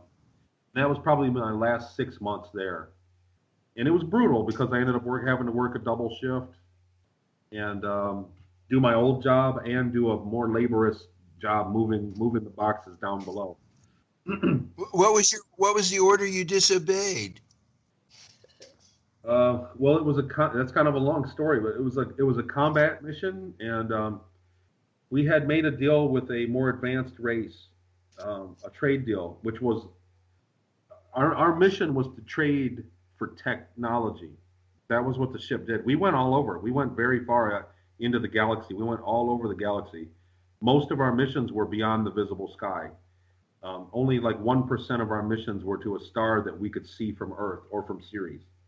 Told us that over the loudspeaker. So we went very far. And we were trying to make contact with other races, beat people from here to other races and trade them something that they needed for technology that we didn't have yet. So that was our mission. That was our overall, that was our statement, was to trade goods for tech. So we finally made a deal with an advanced race, and I believe they were the Mayans, and they were originally from Earth. They were originally from our system, so they were a breakaway group. So they never had any contact with us, and for some reason they needed something that we had. I think it was like a pharmaceutical or like a chemical that we had here on Earth. They needed some of it, so it was just faster for them to have us get it for them than for them to get it. And they agreed to trade us some technology. They were very advanced. And so when they said that over the loudspeaker, everybody cheered. The ship, we were just on cloud nine. Everybody, that was our mission, was like a touchdown, for us, for our company. Yeah. It was kind of the buzz. And we showered them. We took more cargo to them in a month than we took to anybody else ever. I mean, I went in my area, my workstation, which was above the cargo bay, was a deck up above the cargo bay, would have cargo, would have boxes piled up. I had to walk through rows of boxes in my hallway to get to my workstation, was how much stuff we took to them. 2 or 3 runs a day. for a month. And they broke off the deal and didn't give us any trade. They said that we did something wrong. They broke the deal off. And so we had to report to one of the Draco bases around Jupiter. And it's in a temporal bubble. There's a base, a space station. We had to go there and report to one of the reptiles that's basically in charge of us, that was in charge, that the Germans answered to. And the captain and the 2 officers went in. They let us. I walked into the station. I went in the station, and the captain and the other 2 officers went into the room. When the captain came out, it was like he had a complete mental breakdown. He was in tears. He was snot coming out of his nose, and he was crying. He was just totally mentally devastated. Whatever they did to him. The other guys were carrying him out, and they double timed it. We almost ran back to the ship, and they said that there were smaller. We had taken cargo shipments of smaller nukes before. There were smaller nukes that I guess that once it was fired, it turned invisible and was invisible and could go through things and go and nuke something. It was a very powerful weapon. And they said that we'd already lost enough money. We'd already lost enough goods or something. We'd already cost enough on this mission. They weren't going to give us those nukes. And so we used human-made nukes, ICBMs. And we went to Diego Garcia to pick them up. And we picked up 2 cassettes. I think there were 6 or 8 missiles on each. They were a round cassette with cruise missiles, nuclear cruise missiles. We went back to Ceres, and we had a couple days off, and the guys that worked under me were all freaked out because they all got radiation protocol booklets on what to do if you're radiation burned or you get radiation poisoning, what to do. And we were like, they were like, we're going to go and attack them, and nobody was into it. They all said that they were going to mutiny. If they do that, we're not going to do our job, And I raised a concern at the meeting. I raised my hand at the meeting that day, and they said, don't worry about it. We're probably not going to fire. We're just going to go there. It's going to be a show of force and try to get them to pay us. And there were 2 cranes in the cargo bay that I had access. One, there was a light, it was a vortex, but we called it the light crane. And it was a beam of light that would make a vortex above the cargo. And it was really fun to use the game. And everybody was certified on that one. And it basically was an anti-grav, and it would load cargo up into the cargo bay from down on the planet. You know what I mean? And in case of snow or sandstorm or something like that, it wouldn't work as well. And so we had a standard crane, and I was certified on that crane. I was the only one certified on this side of the ship. There was another guy like me on the other side of the ship. There were imagine 5 cargo bays all pointing out in 3 different directions. I had 2 going one way. He had the 2 going the other way, and there was a main one, a big one that went out the rear. The cassette that the way that they hooked up those missiles was in the cargo bay, and it was hooked to the crane. And so I didn't have the command to fire it, but once they fired it, I had my workstation had the buttons to press to rotate the cassette for the next ones to be fired. And we got there, and like I said, they said we probably were not even going to fire any missiles. And so we jumped somewhere. I didn't see where we jumped. And when we got there, they fired them off. First thing they did was fire 2 missiles off. And then I got the command to rotate the cassette. And it was just the worst feeling in the world. It was just the worst feeling you could imagine. Thinking that I was going to be responsible for people, tens of thousands of people possibly dying in a nuclear attack. So I did it. I did, and they shocked me. The shock collar went off, and I ended up rotating it anyway, because that's how the program worked. The mind control worked. Once you were shocked, you were kind of in a very suggestive state of mind. You know what I mean? And you went back into a hypnotized state of mind from the initial mind control. Wow! So you disobeyed and you got busted. Wow! So, and from that, I was immediately demoted. I no longer went to any mission briefings. I never had anything to do. I was not allowed to leave my deck area. I went to my area, my workstation. I did my job, and then when I was done with that, I had to go down into the cargo bay and physically move boxes as a punishment. And so I was working double, I was working 14-hour days. And it was kind of brutal. And that was my last 6 months probably there, 5 or 6 months.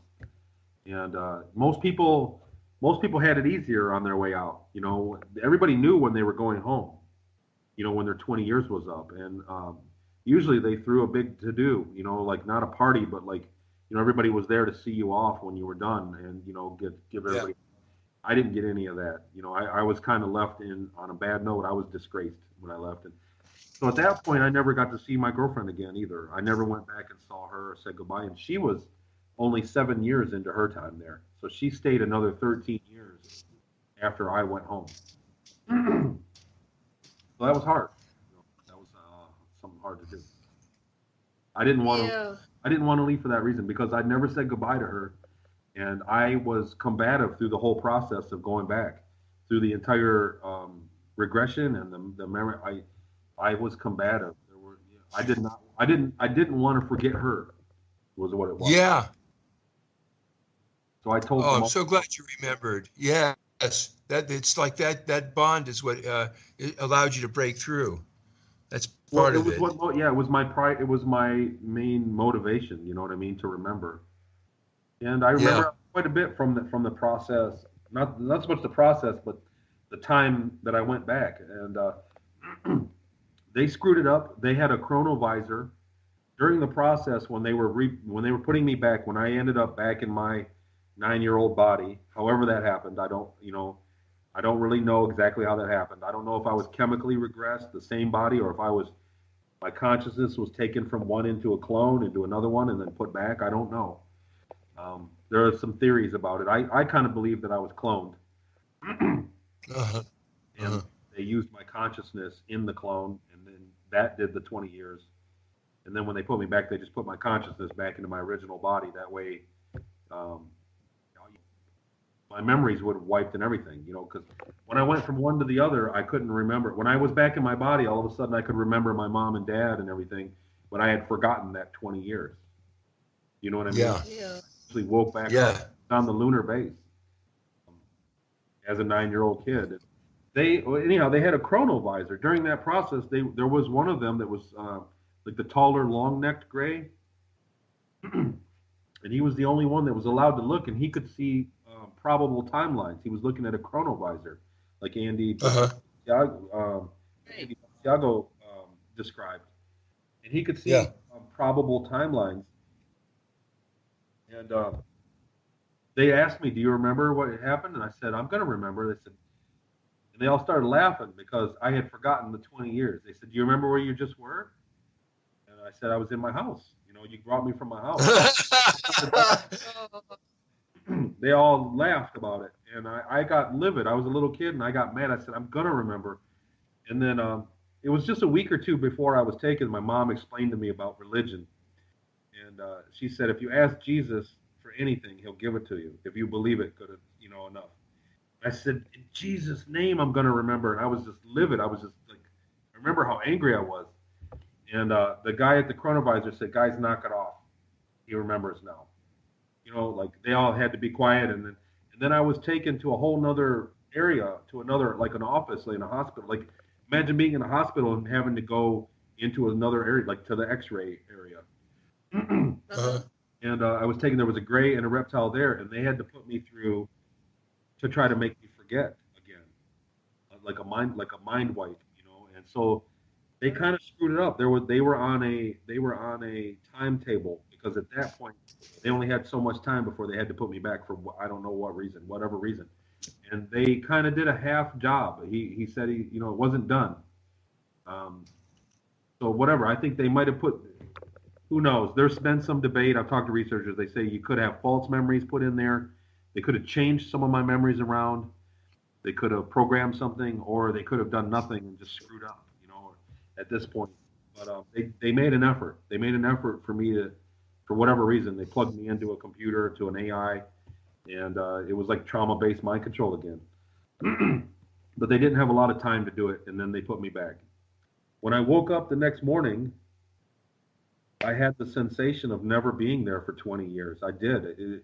Like I remember, it was me the next day, and I remembered the day before, but it was very distant. It felt like I hadn't been home in 20 years. The feeling of, even though I didn't remember the 20 years. You know, I was blank slated at that point. And I went down and had breakfast with my mom and dad and my sister, and I said, "Boy, I feel like I haven't seen you guys in a long time." I said, "Don't be stupid. You were just at dinner last night." She was like, "Don't be dumb." She's like, "Did you guys see the bright lights shining last night? You know, we had a UFO." And my dad told everybody to be quiet, you know, and my mom noticed I had a mark on the back of my neck, and my mom was freaked out, and my dad just kind of snapped at everybody like, "Shut up, don't quit talking about it," you know. And I went to school that day, and I was back in 4th grade, and I forgot. I asked the teacher where to use the bathroom, and raised my hand to use the bathroom. She said, "Sure, go ahead." And I said, "But where is the bathroom?" And I had forgotten where it was, legitimately forgot. And I had been to school all year long. You know what I mean? Like it wasn't a very big school, but I legitimately didn't remember where it was. And so my teacher was freaked out by it. She called my mom, said I had amnesia. They wanted to get me checked out. I had to go to the doctor. And later on, that same boy in the class, when I went to the Wednesday meeting of our talented and gifted class, there was another boy, him and another boy were talking. He said, "Did that happen?" He's like, apparently there was one of the boys there that was a friend of his that went on a 20 and back during the same time. And he was able to have all his memories. And they sounded like a couple of adults talking. He said, "We'll talk about it later." And then he looked at me and he said, he was a lot nicer to me. He said, "Are you okay?" I said, "Tony, are you okay?" I said, "Yeah, why?" "Well, I'm fine. Why?" He's like, "Oh, I heard you had amnesia." And I said, "No, I'm fine." And he said something. He was a lot nicer to me though at that point. And he said, "You make a difference." That's what he said. He said, you're going to make a difference when you grow up, and your kids will. That's what he said. He said, "You're going to make a difference." I said, "What do you mean by that?" And another girl was sitting there. That's the other thing. Another girl, she said, "Do I make a difference?" He said, "No." He said no to her. It kind of crushed her, you know. That was that. We didn't really talk. We kind of. So do you think he saw your future where you're doing these? He knew exactly what happened. Exactly what happened. Yeah. He probably had access to a report of the whole thing. You know, he knew exactly what happened. He read your book that you don't remember writing yet, that you're going to write. That could be, yeah. Now, this guy, is he still in your life? Is he on Facebook, or do you remember his name? You know what? Well, there are people from Seattle, the billionaire. Like, I went back to that house after remembering. I found the house. I found the town in Peru. Even though I can't really go there, they say it's like the Wild West. It's very dangerous for a gringo, for a person that doesn't speak Spanish, to go there. I guess it's dangerous. But so I found the house in Seattle. After I did my first interviews with Dr. Sala, I went there. I traveled to that house, and it was freaky. Seattle's a confusing town because it's hilly. There's a lot of hills, so it's easy to get lost. And once I got to that island where that house was, I knew my way around. I didn't need the map anymore. And I personally, Tony has never been there. I'd never been to the Seattle area ever. But I knew my way around. I knew the ferry to get there. I knew what ferry went where, and I drove straight to the house without mapping it. I had mapped it the night before, and I stayed in the hotel the night before, and I looked online, and I mapped my way. And when I got there to the town, I said, "No, oh wow!" And this is the way. And I took a right, and it turned out that I took the better route from memory than what I had the night before, because I went back the other way, and it was like a dirt road. So Jerry's map was starting to come out for Tony. Yeah. Well, those memories. Well, here's what I found was those memories that I had. You know, I expect some of my memories to be wrong. You know what I mean? Like, it was 35 years ago for me. Sure. Right. And so I respect my memory. But what I found was when I visited that place, that island near Seattle, my memories were freakishly accurate. I knew my way around well. I went to the same store. She used to take us to the store when she needed something. She'd take one of the boys. And there was a store there that had candy really cheap, and it's still there. And I walked right in. I knew my way around the store. It was the weirdest sensation ever. And she used to take her car and get it worked on. That's still there. The mechanic is still there. And I drove to a beach, to a bridge with these two houses that I remember going. You know, it was like a sightseeing thing. And it was freaky, man. I had literally years of memories, and I had never been there. So I don't want you to say it on air, but do you remember their names? Yeah, I found. That's what I'm saying. Well, anyhow, that's what you originally asked about the boy. I found all these people, but there are people alive that could be affected by this. And to be honest with you, they're very powerful people, and I have a family to worry about. So I'm kind of over it. I don't have some need for revenge or hatred or anything. You know what I mean? I'm just kind of healing. You know, that's what like you said, talking about is what makes you heal from this. And that's really it's been remembering everything and talking about it. I was not the same kid the next day, and I had very deep emotional problems through my life since then that I didn't know why. You know what I mean? Like, I didn't know why. I was still heartbroken over a girl that I didn't remember. And so when I remembered everything, it was very easy to dispel a lot of it and heal myself, you know? It sounds like you were sent back when this guy basically knew you were going to be sent back, and you know, it's just like he told you what was going to happen. Yeah. Yeah. He knew what happened to me, or at least the role I had. You know, he looked at me much differently. Like I said, that day, me and him never got along before that, and then that day after I had went and came back, you know, my attitude changed. I was a changed person. I was very humble. I was a cocky, normal kid before that, and I was very humble after it. You know what I mean? I still I don't stick up for myself very much. You know what I mean? Like I lived as a slave for a long time, so I still have that. You know, that's part of me now. And so I was different, and he saw it, and I don't know if he felt bad for it or whatever, but he was a very brilliant child. I think he had already been in a 20 and back at that age, you know, like, and been able to, and not only a 20 and back, but very smart, you know, one that was very nurturing. Yeah. So, something. I was going to say something. I can't remember. Do you have a question, comment? I'll think of it. Well, no, it's like they don't let people go. That's the whole thing that I keep getting, Tony. Is someone thinks they own you, and they sent you back to do something, and it's very complicated. Who's running the show? What's going on? Well, you know what? My take on it was, while I was out there, I was being sold from one program to the other in order of usefulness. So when I qualified for the Theta thing, I was useful for that drug running thing. And when I lost my usefulness, I was sold, he was owning me. The guy owned me. And so he just kept me at his house until he found something better for me. And when I was no good at that, when they changed our pills they were giving us, and he sold me to the military. And so I went into the military and went to Mars Colony for that project. And when that failed, they sold me to Ceres Colony. They took me in for assessment and saw that I was useful for that, and I was sold to the Ceres Colony. You know what I mean? Like, I was a piece of equipment. You're a piece of equipment. I was treated like that. You know what I mean? I remember what I was going to say. What's that? You, on another interview, talked about how their morality is different, and you forgave them because somebody said, weren't you angry? Or don't you want revenge? And so you said something about. Yeah, like I said, I'm kind of over the anger, and you're right. They were okay with it. You know what I mean? Like, they're in a system that is like I talked to Randy Kramer. He said, they're not like the Germans out there. They're like the Romans. It's not like a German society. It's more like a Roman society, and it's true. And it kind of hit home because that's kind of what it was like. They were okay with slavery. And and I feel that I feel that a society with slavery will eventually shoot itself in the foot. I feel ultimately, when you talk about over 1,000 years of slavery, they basically shoot themselves in the foot.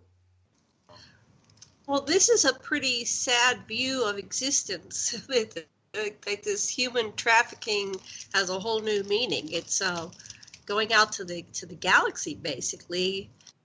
And how many humans do they take for these programs? Is it thousands, millions? It's in the millions. I've heard more than one person tell me it's in the millions. You know, one of our people that we talked to who's been there said that a lot of them are sold to be cyborged, to have their body parts mechanized for specific jobs. Did you run into anything like that? Exactly. Well, you think about it. I had somebody say, well, why didn't they just build a robot? You said you guys were doing hard. There were miners there. I was in that, on series, there were miners. Most of the slaves were guys that worked in mines, not on ships like me. That doesn't make any sense. Why couldn't they just build a robot? And you think about it. Okay, so if there's a task for a human to do, and you can build a robot to do it, when that task is finished, that robot is no good for another assignment. You get what I mean? Like, so when the mine is done, and you need somebody to build a building now, that same human can turn around and start building a building. The robot can't. Got it. You're like a compressor. You can be used with all kinds of other equipment. We are a much more versatile and useful piece of equipment. Yeah. Any robot will ever be. No automation is ever going to be better than just having a human, boots, because we can go from one task to the other quickly, much more quicker than you can build a separate robot. One's a building robot, one's a digging robot, one's a hauling robot. You can use one human for all of that. So we're still a hot commodity. You know what I mean? Labor is still a good commodity out there. And right. You said earlier about a sad thing of existence. Well, it is sad that one species does this to another. You know what I mean? They're trading. But Germans were doing it for technology, literally, to catch up, to get advanced. And I don't see it lasting. You know what I mean? Firstly, the galaxy is a very big place, and we traded with other less advanced societies out there. And there are many different species, and there are many species that are not into slavery. You know what I mean? Right. So I didn't know how much exposure you had to the grand design of all this. It seemed like you were compartmentalized into this, and you didn't have a lot of conversations that were kind of putting the pieces together, who we are, what our rules are. No. Yeah, is that true? Is that my understanding? I wasn't exposed to much of that. The German crew was, they talked about more profound things between them, but no, I didn't have access to much. And after living so long without access to information, I really didn't want it. You know what I mean? I really wasn't seeking out that. I was, kind of resigned to my lifestyle, and I just wanted to do good at what I was working at so that I would be treated better. That was basically, in a nutshell, all I really wanted to do. So how did all this affect your life? Are you in a relationship now? And you said you have a family? Funny? What's funny is, so so I was taken at 9, so I would have went from 9 until I was 29, and then sent back. Something happened. So then I lived my normal life after that. So that's how I experienced it. I lived in that order. So I was 9 and then lived that 20 years, and then went back to 9 and then lived 20 years again. And during that 20 years where there were 2 of me, I was a kind of a mess, and didn't do well in school. I was one of the top 5%. I didn't do well in school at all after that. I could never have a girlfriend. I was just emotionally not right. I had something not right about me. And literally, I woke up one day, I was 29 years old, and I woke up one day and I said, wow, it's over. And I don't know why I said it. I just kept saying it over and over. It's over. Oh, it's finally, and I felt like $1 million. I felt great all of a sudden. And it wasn't long after that I met my wife. I've been married. I've been with my wife ever since. You know what I mean? Like, how long like it fixed something. How long have you and your wife been together? Since 2001, I believe. Oh, wow, that's great. So it was like right at, well, what I'm saying is during that 20 years when there were two of me, I couldn't keep a relationship. I was just a basket case. And then all of a sudden, when the other one of me was done, it fixed something. You know what I mean? Like it was just one of me, and it fixed something, you know. And I met my wife shortly after, and been with her ever since. I'm a normal guy. Went back to being normal. After remembering, I was able to sort out a lot of other things, you know, issues I've had, self-confidence. After I remembered all that stuff, then I could say, oh, that's why I'm like that, you know. So it's been a wow. Well, yeah, it has to have an effect. And so when you had the two of you simultaneously, there was bleed through. Yeah. Apparently. So exactly. When one of us was traumatized, the other one would be depressed at the same time. I think that's pretty much what it was. When one of us went through something, the other one would kind of get the feelings from it for no reason. There were plenty of times I got very depressed for no reason at all, and I have to think that had something to do with it. You know what I mean? Without having proof. Yeah. Well, we're almost at the end of the show. I want to give us. You want to say anything or summarize? Just the most powerful thing is how you took command of your life, how you got to be from slave to being a free person. Like how did you do it? That's what I want to know. Yeah, you have a strong center. Most people who went through that stuff, you know, other super soldiers are more destabilized. You seem to be more centered. Yeah, well, I don't know. Well, like I said, and it has been a long time. You know, I'm 45 years old now, and you know, it's a long time. So I healed throughout it. You know, the 20 years from the original MK Ultra stuff, which really damaged me, and I still, now that I remember that stuff, I still have damage from it. You know, and I'm opening up things that I'm dealing with different problems, is what it is. I solved some problems, and now I'm dealing with different things with these memories. Mm-hmm. But during that time, I healed quite a bit. You know what I mean? By the end of my time, I was healed a lot from that initial trauma, and then went back, and through these years, I've healed as well. You know, like I'm a pretty normal person. I have got a normal life going. So okay, then lucky, you know, did you get paid? Did you get paid for all the work you did for these guys? No. You know, if I ever make if I do write a book and make any money off of it, I'll call that payment. I don't think they're going to. There you go. Well, apparently you do something really great, because that adversary from your childhood recognized it. He saw it. He looked through the chronovisor. He knows what you do. So we'll hold that thought. Who knows? We'll see. You know. The thing is guys like me that came up 10 years ago would probably get killed. You know what I mean? Yeah. So nowadays we're in changing times where people like me are coming out of the woodwork. There's a lot of us. I get contacted on Facebook quite a bit. I have memories, and there are a lot of. Well, that's the end of this show, Tony. Thanks, Tony. Awesome. Thank you. You bet. Thank you so much. Thank you.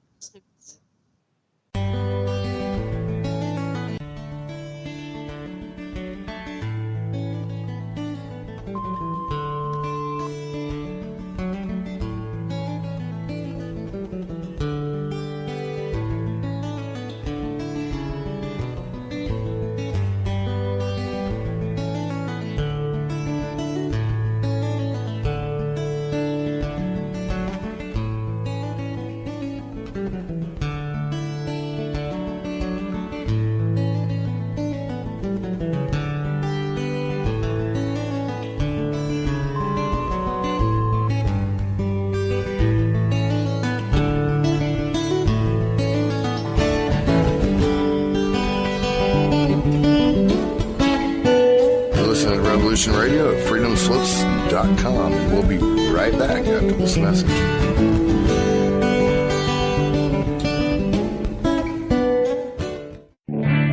You need some more speed records in this day and age. You need coverage.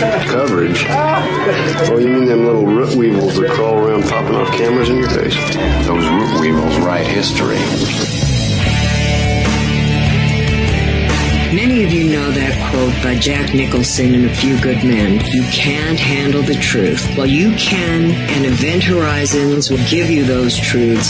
So when you're mad as hell and not going to take it anymore from that memorable CNN network, you'll know just what to do. We will draw you in and become your news addiction at Event Horizons. Join us Monday through Friday.